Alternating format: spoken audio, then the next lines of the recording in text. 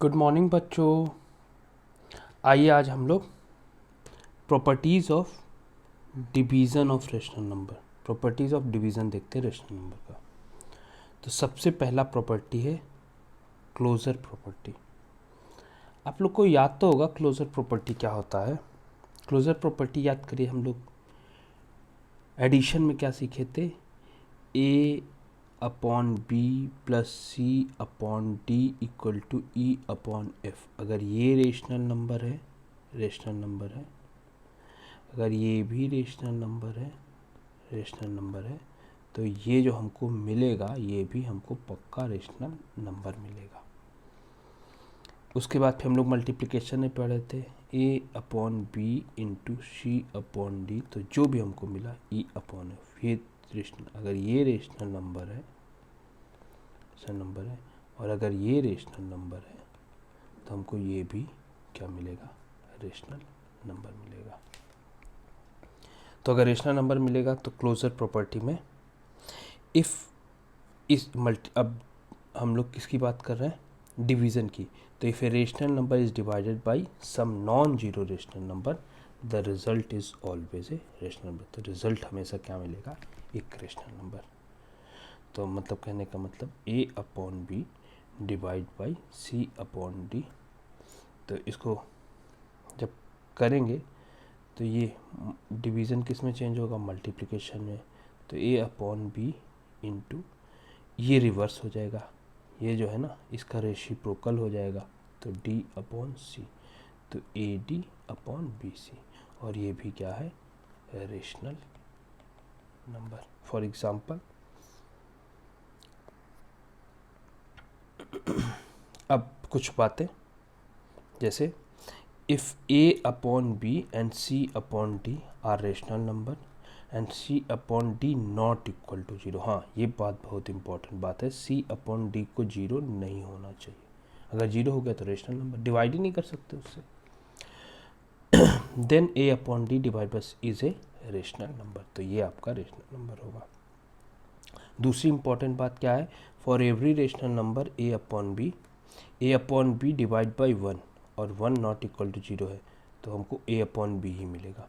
मतलब किसी भी रेशनल नंबर को वन से डिवाइड करेंगे तो हमेशा सेम रेशनल नंबर मिल जाएगा, और किसी भी रेशनल नंबर को उसी रेशनल नंबर से डिवाइड कर देंगे तो ऑप्शन आंसर हमेशा वन मिलेगा।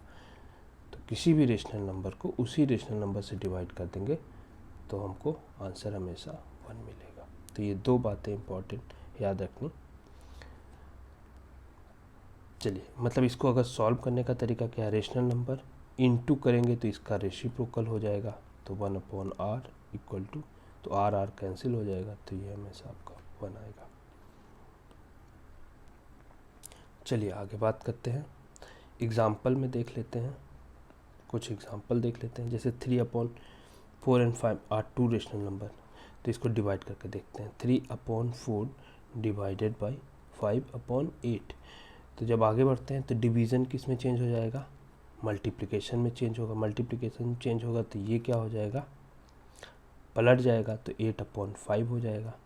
सॉल्व करें तो 4 2 जा 8, 3 2 जा 6/5। अब 6/5 में 6 इंटीजर है, हाँ है, 5 इंटीजर है, हाँ है, और 5 नॉट इक्वल टू जीरो है, तो ये पूरा क्या कहला जाएगा, रेशनल नंबर। आगे बात करते हैं, 6/5 है, इसे रेशनल नंबर। 0 एंड 5/2, तो 0 डिवाइड बाई 5/2, तो 5/2 रेशनल नंबर है, रेशनल नंबर है, हाँ है, तो आपका 5/2 रेशनल नंबर है, ठीक है। तो इसका मतलब कि करके डिवाइड करके क्या आया, कर लेते हैं ना, ये किस में चेंज हो जाएगा, मल्टीप्लिकेशन में, तो 2/5 इसका रेसिप्रोकल हो जाएगा। जीरो में किसी भी नंबर से मल्टीप्लाई करिए हमेशा ज़ीरो ही आता है, और जीरो रेशनल नंबर, क्योंकि 0 अपॉन हम कुछ भी लिख दें, 0/1 लिख दें, 2 लिख दें, तो zero is a rational number. हम लोग पीछे काफ़ी बात कर चुके हैं, तो zero is a rational number. कैसे जीरो कैसे रेशनल नंबर है, पीछे हम लोग बात कर चुके हैं। 0/1, तो 1 नॉट इक्वल टू 0, ठीक है, और 0 इंटीजर है, 1 भी इंटीजर है, तो 0 रेशनल नंबर हो गया। 0 अपॉन कुछ भी लिखो, 0.5 लिखो, ये भी रेशनल नंबर है। क्यों?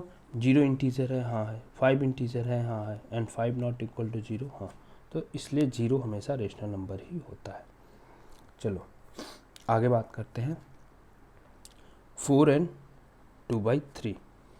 तो 2/3 नॉट इक्वल टू 0 है, सबसे पहले तो ये होना चाहिए, तो 4 डिवाइड बाई 2/3। तो जब डिवीज़न को मल्टीप्लिकेशन में चेंज करते हैं,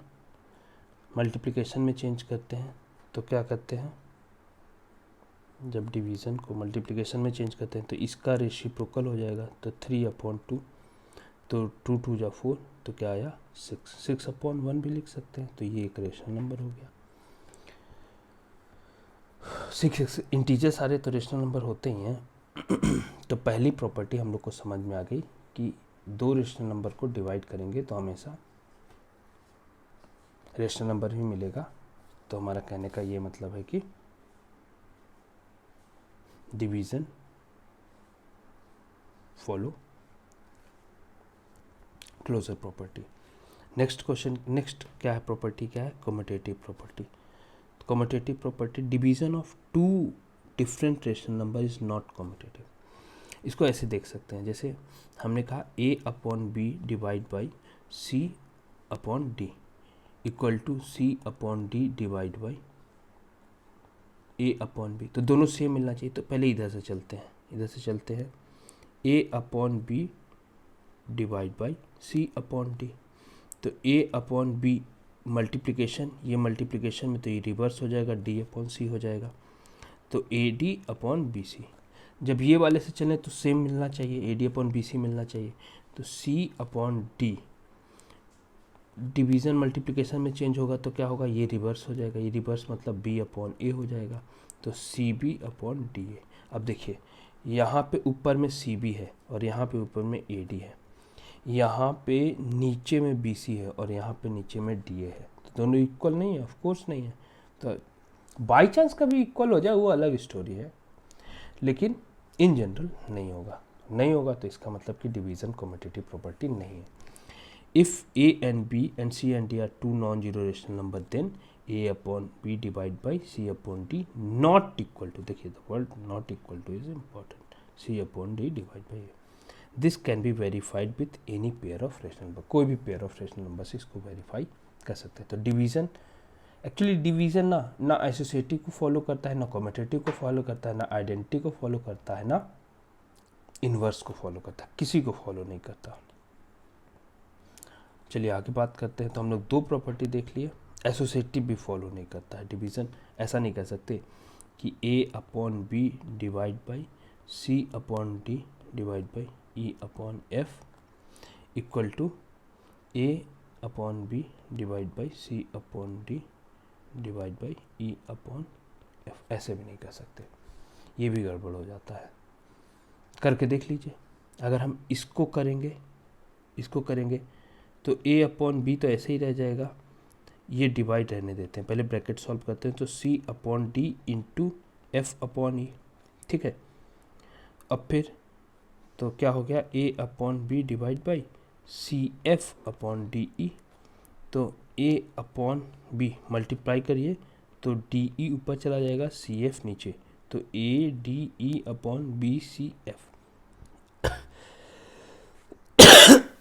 इधर से चलते हैं तो A/B मल्टीप्लाई D/C हो जाएगा, और इंटू, फिर इंटू नहीं, इसको अभी रहने देते हैं, इसको बाद में सोल्व करते हैं।